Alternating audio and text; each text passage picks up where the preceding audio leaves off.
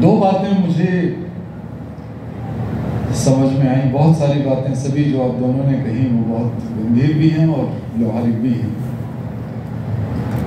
वैद्यनाथ जी ने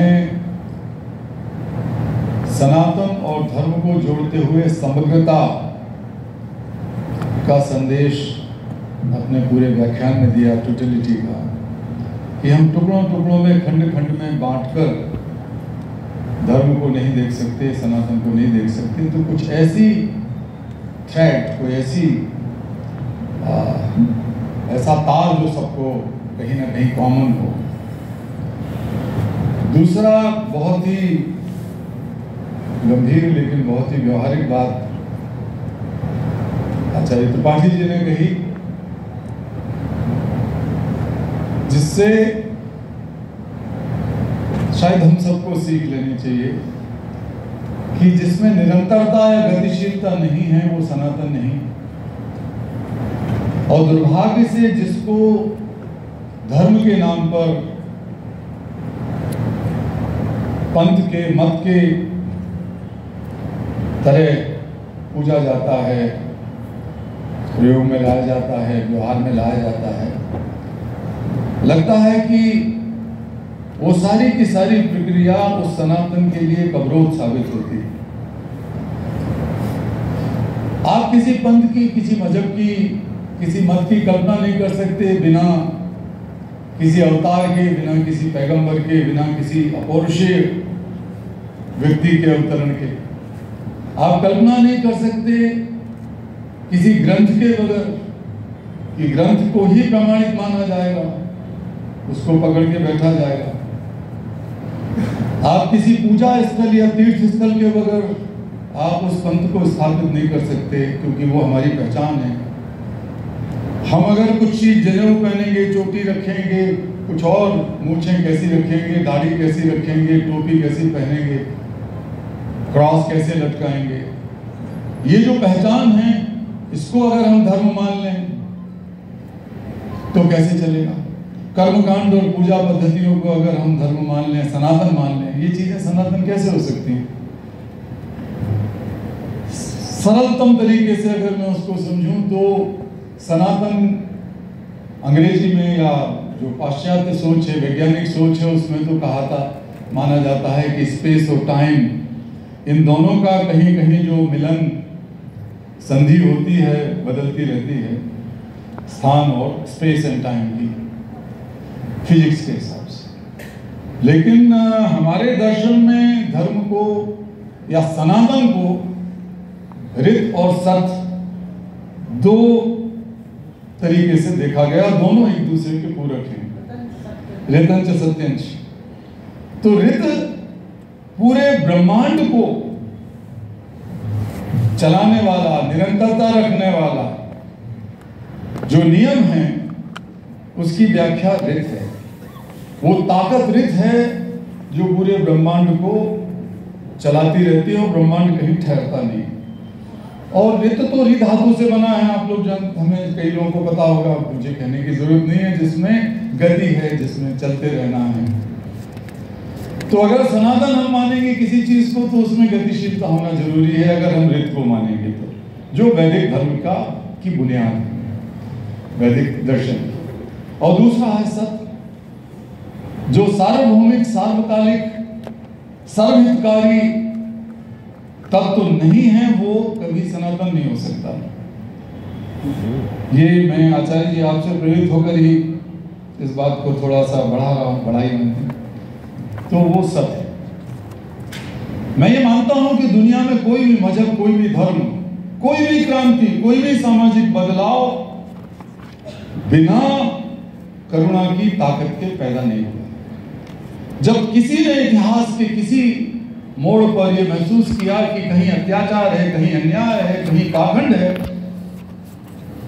कहीं पीड़ा है सार्वजनिक तौर पर, तो उसे रोकने के लिए क्या उपाय किए जाएं?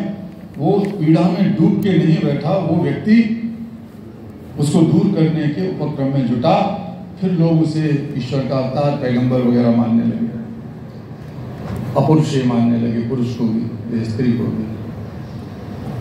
तो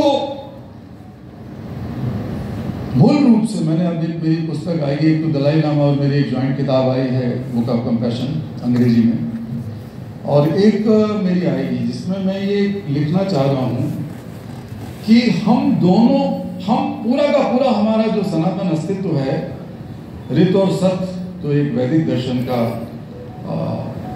भाव है, मूल है, का संदेश है, लेकिन चेतना जो कॉन्शियसनेस है और करुणा, चेतना कारक तत्व है हमारे अस्तित्व का, हमारे वजूद का, हमारी सांस लेने का, हमारे देखने का, हमारे चलने का। और दूसरा कारक तत्व है करुणा, जहां एक दूसरे से जुड़ते हैं लोग, और वो करुणा जो एक दूसरे से जुड़ाव या एक दूसरे की समस्या को अपनी समस्या की तरह महसूस करते हैं, तब समूह का, समाज का, परिवार का, राष्ट्र का, विश्व का निर्माण होता है। अगर हम वो नहीं करेंगे, दोनों में से कोई भी चीज टूट जाएगी तो खत्म हो जाएगा ये सब कुछ। तो ये हमें देखने की बात है। एक अंतिम बात मैं कहूं कि जय हमारे यहाँ वेद में कहते हैं ना कि जो धारण करता है सब चीज को, धार्यति इति स्वधर्मा, धारण करने वाली चीज अगर धर्म है तो तोड़ने वाली चीज धर्म नहीं हो सकती, क्योंकि धारण करने के लिए संतुलन और जुड़ाव जरूरी है। जहां जहां समाज को तोड़ने की बात अगर कोई भी करता है तो वो सनातन धर्म नहीं मानता। इतनी कठोर भाषा का उपयोग करूंगा। धारण करने वाली चीज। और दूसरी चीज, यतो अभ्युदय निश्चय सिद्धि सद्धर्मा, मैं उसको भी बहुत पसंद करता हूं इस वाक्यांश को, कि जहां सबका उत्थान हो, सार्वजनिक उत्थान हो, सर्वतोमुखी उत्थान हो, विकास हो सबका, वो धर्म का एक हिस्सा है। और दूसरा हिस्सा है श्रेयस वाली चीज। श्रेयस श्रेयस नहीं है जो हमें पसंद आए, श्रेयस वो है जिससे सबका कल्याण हो, सबके लिए हितकारी हो। तो हमें उन चीजों को, उन तत्वों को पकड़ना है जो जोड़ने वाली हों। अगर हम एक दूसरे के साथ जुड़ नहीं सकते तो हम ना तो अभ्युदय कर सकते, ना श्रेयस तक पहुंच सकते। और धार्यति इति सद्धर्मा की परिभाषा कर तो हम मजाक बना ही देंगे। और इसीलिए हमारे वेद में एक मंत्र है जिससे मैं अपनी बात समाप्त करता हूं कि बहुत सारी लेयर्स, बहुत सारी परतें हमारी चेतना के ऊपर, हमारी करुणा के ऊपर जमी हैं। हमारे पूरे के पूरे जीवन की सभ्यता इस बात पर टिकी है कि दूसरों को पीछे धकेल कर आप आगे कैसे बढ़ोगे। खेल में, कूद में, नाचने में, गाने में, हर चीज में एक्सेसिव कॉम्पिटिटिवनेस या एग्रेसिव कॉम्पिटिटिवनेस।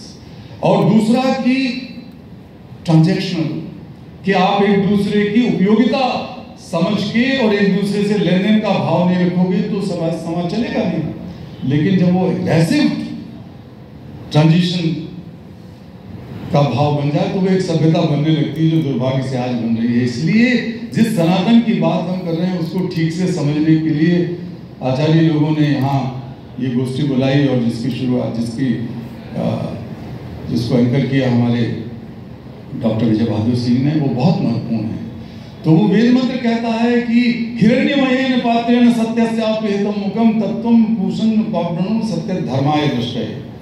अगर आप सत्य और धर्म, जिसे हम सत्य कह रहे थे, जिसे धर्म कह रहे थे, जिसे सनातन का भाव कह रहे थे, अगर उसको व्यवहारिक पक्ष में देखें तो उस तक अगर हमें पहुंचना है तो ये मानना है कि सत्य और धर्म का एक जिसमें मौजूद है वो सुनहरे ढक्कन से ढका हुआ है। वो दिखावे से, वो आडंबर से, वो झूठ से, वो पाखंड से, वो हमारी कुर्सी से, वो हमारी तिजोरी से, वो हमारी किताबों से, वो हमारे अहंकार से ढका हुआ है। और इसीलिए वेद का ऋषि कहता है कि उस सुनहरे ढक्कन को, जो दिखावा है, उसे उतार के फेंको, ताकि सत्य और धर्म तक आप पहुंच सको। शायद हम इस संदेश को लेकर जाएंगे जो हमारे आचार्यों ने दिया, और मुझे व्यक्तिगत रूप से बहुत सीखने और सुनने को मिला। मैं बड़ा सौभाग्यशाली हूं कि आप इस कार्यक्रम में आपने मुझे आमंत्रित किया। बहुत धन्यवाद।